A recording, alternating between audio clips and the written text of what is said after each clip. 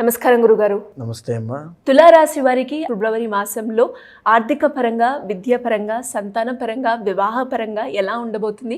వారు ఎలాంటి పరిహారాలు చేసుకోవాలి గురుగారు? శ్రీ గురుభ్యో నమః.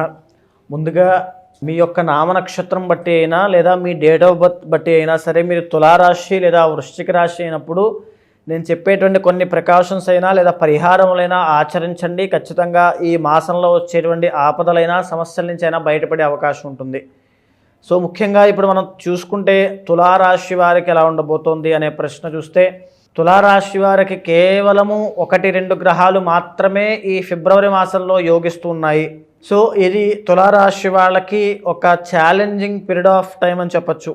తులారాశి వాళ్ళు ఫిబ్రవరి మాసంలో చాలా అప్రమత్తంగా ఉండాలి. ఏమాత్రము అగ్రెసివ్గా వెళ్ళొద్దు.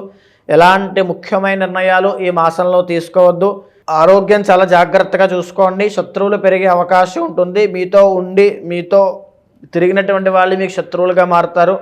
ఎన్నో రకాల ఆస్తి వివాదాలైనా, ఆర్థిక లావాదేవీల విషయంలో అయినా, లేకపోతే మీకు రావాల్సిన డబ్బుల విషయంలో అయినా సరే ఎన్నో ఇబ్బందులు పడేటువంటి అవకాశాలు ఈ మాసంలో కనిపిస్తున్న కారణం చేత చాలా కేర్ఫుల్గా ఉండండి. అలానే అధైర్యపడద్దు.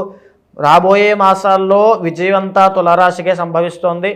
కాబట్టి ఈ మాసంలో కాస్త లో పీరియడ్ అనేది నడుస్తుంది. కాబట్టి కాస్త ఆచితూచి వ్యవహరించడం చాలా అవసరము. చాలా చాకచక్యంగా వ్యవహరించండి. ఎందుచేత అంటే 5వ స్థానంలో, పంచమ స్థానంలో రవి, శని, బుధులు అనేటువంటి గ్రహాలు యోగిస్తూ ఉన్నాయి. ప్రేమ వ్యవహారాల్లో అపజయం పొందే అవకాశం ఉంటుంది.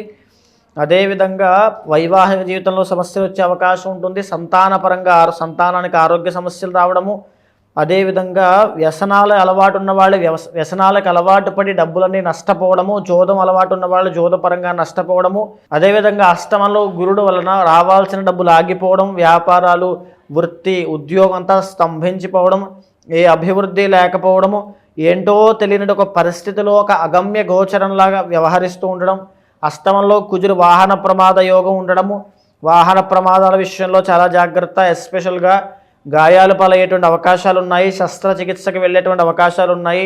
ఈ మాసంలో హాస్పిటల్కి వెళ్ళేటువంటి అవసరం కనబడుతుంది. కాబట్టి మరీ ముఖ్యంగా చాలా జాగ్రత్తగా ఉండండి.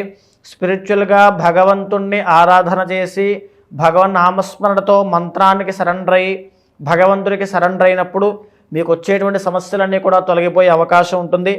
అయితే యోగించేటువంటి 1-2 గ్రహాల్లో ఒకటి రాహువు 6వ స్థానంలో, 2 చంద్రుడు, అది కూడా సంపూర్ణంగా యోగించడం లేదు. ఈ 6వ స్థానంలో రాహు యోగించడం అనేటువంటిది కొన్ని వృత్తి వ్యాపారాలు చేసే వాళ్ళకి మాత్రమే యోగిస్తూ ఉంటుంది. ఎలక్ట్రానిక్ మీడియాలో ఉన్న వాళ్ళకి, అదేవిధంగా రాహు సంబంధం అంటే తిరుగుతూ ఉండేటువంటి వాళ్ళకి, ట్రావెలర్స్కి, వాళ్ళకి కాస్త బాగుంటుంది తప్ప మిగతా వాళ్ళందరికీ కూడా ఇబ్బంది పడేటువంటి అవకాశమే. తులారాశి వాళ్ళకి ఏమాత్రమూ బాగాలేదు. కాబట్టి ఈ మాసము ప్రత్యేకమైన శ్రద్ధ తీసుకుని మీ ఉనికి కాపాడుకోండి, మీ గౌరవ మర్యాదలు కాపాడుకోండి. మీ దగ్గర డబ్బు నిలబడేటువంటి ప్రయత్నపూర్వకంగా డబ్బులు నిలబెట్టే ప్రయత్నం చేయండి. అప్పుల బాధ నుంచి బయటపడే ప్రయత్నం చేయండి. అదేవిధంగా అనుమానాలకి, అవమానాలకి తావివ్వద్దు. సో ఈ విషయంలో చాలా జాగ్రత్త తీసుకోండి. ఓవరాల్గా తులారాశి వాళ్ళు వెరీ స్ట్రాంగ్గా నిలబడండి. మీ జీవితం కోసం మీరు పోరాడండి.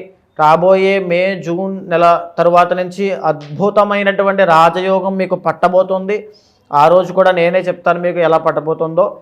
కాబట్టి ఈ మాసంలో మీకు పరిస్థితులు అనుకూలించట్లేదు. కాబట్టి మీ ఇంటర్నల్ జాతకం చూసుకుని అంతర్దశలు ఏమిటి, దాంట్లో ఏ దశ అంతర్దశ నడుస్తుంది, అవి ఎలా ఉన్నాయో చూసుకుని ముఖ్యమైన నిర్ణయాలు, శుభకార్యాలు కానీ ఏమైనా ఉంటే కాస్త పోస్ట్ పోన్ చేసుకోవడం చాలా అవసరము.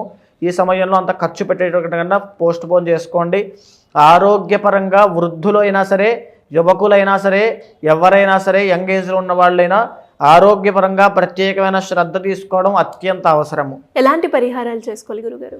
మరీ ముఖ్యంగా ఏ రోజు మానకుండా ప్రతిరోజు సూర్యోదయం కంటే ముందే నిద్రలేచి వెంకటేశ్వర స్వామి గుడికి వెళ్ళి నమస్కారం చేసుకోండి. లేదా దగ్గరలో ఉన్నటువంటి శివాలయానికి వెళ్ళి నవగ్రహాల చుట్టూ 9 ప్రదక్షిణాలు చేసి స్వామివారికి అంటే నవగ్రహాలన్నిటికీ కూడా నవధాన్యాలు అక్కడ వేసి నవగ్రహాల ముందు ఆ నవధాన్యాల మీద ఆవు నేతితో దీపం పెట్టండి. నవగ్రహ దోషాలన్నీ తొలగిపోతాయి. ధన్యవాదాలు గురుగారు. నమస్తే అమ్మా.